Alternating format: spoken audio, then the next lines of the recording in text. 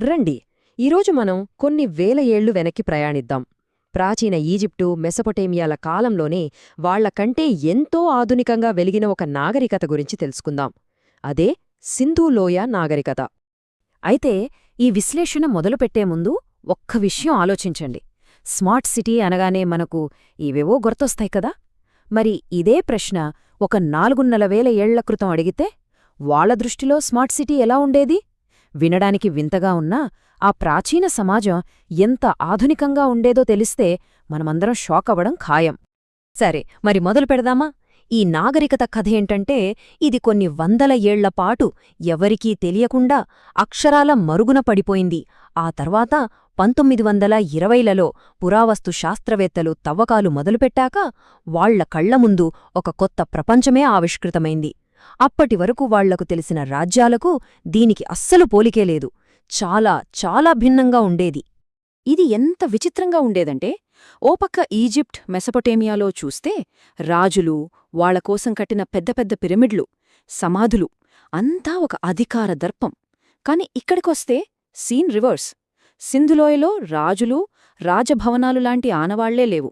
దానికి బదులుగా చక్కటి నగరాలు, అందరికీ ఉపయోగపడే పబ్లిక్ వర్క్స్, అందరూ సమానమే అన్నట్టుగా ఉండే ఒక సమాజం. అంటే ఇక్కడ రాజులకన్నా ప్రజలకే ఎక్కువ విలువిచ్చారనమాట. ఇక వాళ్ల అసలైన టాలెంట్ ఎక్కడుందంటే వాళ్ల సిటీ ప్లానింగ్లో. నిజంగా వాళ్ల ఇంజనీరింగ్ స్కిల్స్ చూస్తే మైండ్ బ్లోయింగ్ అనిపిస్తుంది.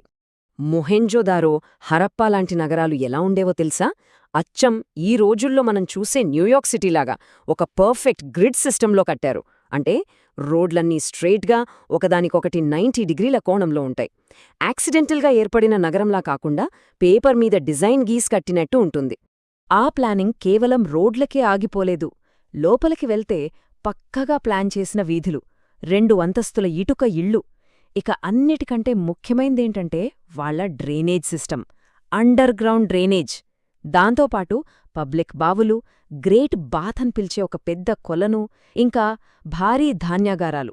చెప్పాలంటే ఈరోజు మన సిటీలకు కావాల్సిన ప్లంబింగ్ బ్లూ ప్రింట్ వాళ్లెప్పుడో వేసేశారన్మాట.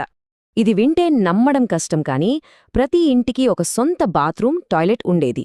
అంతేకాదు అవన్నీ సిటీ మొత్తం విస్తరించిన ఒక సెంట్రల్ సీవరేజ్ సిస్టమ్కి కనెక్ట్ అయ్యుండేవి. ఆలోచించండి, 4,500 ఏళ్ల క్రితం పర్సనల్ హైజీన్ గురించి, పబ్లిక్ హెల్త్ గురించి ఇంత గొప్పగా ఆలోచించడమంటే మాటలు రావడం లేదు కదూ. సరే, ఇంత అద్భుతమైన సిటీస్ గురించి మాట్లాడుకున్నాం. మరి ఆ సిటీస్లో ఉండే జనాల సంగతేంటి? వాళ్ల డైలీ లైఫ్ ఎలా ఉండేది?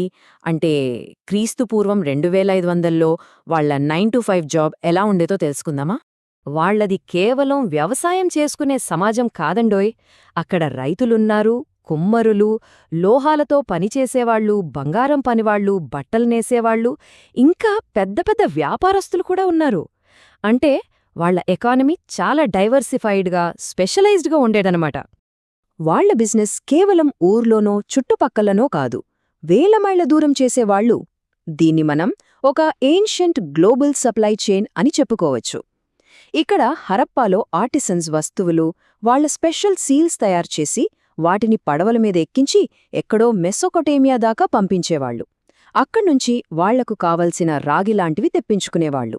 ఇదంతా ఒక పెద్ద ఆపరేషన్. ఇందాక సీల్స్ అన్నాను కదా, అవేంటంటే ఈ ట్రేడ్లో చాలా ఇంపార్టెంట్. ఈ సీల్ అంటే ఒక చిన్న అందంగా చెక్కిన రాయి. ఇది అచ్చం మన ఈ రోజుల్లో వాడుతున్న కంపెనీ లోగో లేదా సిగ్నేచర్ లాంటిది. ప్యాకేజీ మీద ఈ సీల్ వేస్తే ఇది ఫలానా వాళ్ళ సరుకు అని తెలిసిపోతుంది. అంటే బ్రాండింగ్, ఓనర్షిప్ అనే కాన్సెప్ట్లు వాళ్లకు అప్పుడే తెలుసు.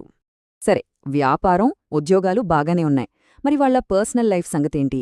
ఇంటికి వస్తే ఎలా ఉండేది? వాళ్ల ఇల్లు, కుటుంబాలు ఎలా ఉండేవో కాస్త తొంగి చూద్దాం రండి. రోజంతా పని పని అని కాదు, వాళ్లకి ఎంజాయ్ చేయడం కూడా బాగా తెలుసు. అక్కడ తవ్వకాల్లో ఏం దొరికాయో తెలుసా? బోర్డ్ గేమ్స్, పాచికలు, ఇంకా పిల్లల కోసం చిన్న చిన్న మట్టిబళ్ళు. అవి అచ్చం మన పిల్లలు ఆడుకునే టాయ్ కార్స్ లాగే ఉన్నాయి. చూస్తుంటే వాళ్లకి మనకీ పెద్ద తేడా లేదనిపిస్తుంది కదూ. మరి వాళ్ల ఇళ్లల్లో ఫుడ్ సంగతేంటి? ఫుడ్ సెక్యూరిటీ గురించి వాళ్ళప్పుడే ఆలోచించారు. దానికోసమే ధాన్యాగారం అని పిలిచే పెద్ద పెద్ద గోడౌన్లు కట్టారు. ఇందులో ఊరందరికీ సరిపడా ధాన్యాన్ని స్టోర్ చేసేవాళ్లు. అంటే కరువు వచ్చినా, ఇబ్బంది వచ్చినా ఎవరూ ఆకలితో ఉండకూడదన్నమాట. అచ్చం మన ఇప్పుడున్న ఫుడ్ బ్యాంక్ సిస్టమ్ లాంటిది. సమాజం పట్ల వాళ్ళకెంత బాధ్యత ఉండేదో చూడండి. ఇప్పటిదాకా మనం చూసిందంతా చాలా గొప్పగా, అద్భుతంగా ఉంది. కాని ఈ కథలో ఒక పెద్ద ట్విస్ట్ ఉంది, ఒక వీడని రహస్యం. ఈ ఒక్క రహస్యం వల్లే మనకి నాగరికత గురించి పూర్తి నిజాలు తెలియకుండా పోయాయి. అసలు ప్రశ్న ఒక్కటే, ఇంత అడ్వాన్స్డ్గా ఉన్న వీళ్ళు ఏమైపోయారు? వాళ్ల కథ ఎక్కడా ఎందుకు రాయలేదు? ఉన్నట్టుండి చరిత్ర నుంచి ఎలా మాయమైపోయారు? ఆ మిస్టరీకి సమాధానం వాళ్ల గొప్ప విజయాల్లో ఒకటైన వాళ్ల భాషలోనే దాగుంది. అవును, వాళ్లకి ఒక సొంత లిపి ఉంది. కాని దాన్ని ఈరోజు వరకు ఎవరూ చదవలేకపోయారు. అంటే వాళ్లు కట్టిన ఇళ్లను మనం చూడగలం, వాళ్లు వాడిన వస్తువులను మనం తాకగలం, కాని వాళ్ల మాటలను మనం వినలేం. వాళ్లు చెప్పాలనుకున్న కథను మనం చదవలేకపోతున్నాం. సో ఎప్పటికైతే మనం వాళ్ల లిపిని డీకోడ్ చేయగలమో అప్పటిదాకా వాళ్ల అసలైన కథ, వాళ్ల ఆలోచనలు, వాళ్ల నమ్మకాలు అన్నీ ఆ మట్టి పొరల్లోనే ఓ రహస్యంగా దాగి ఉంటాయి.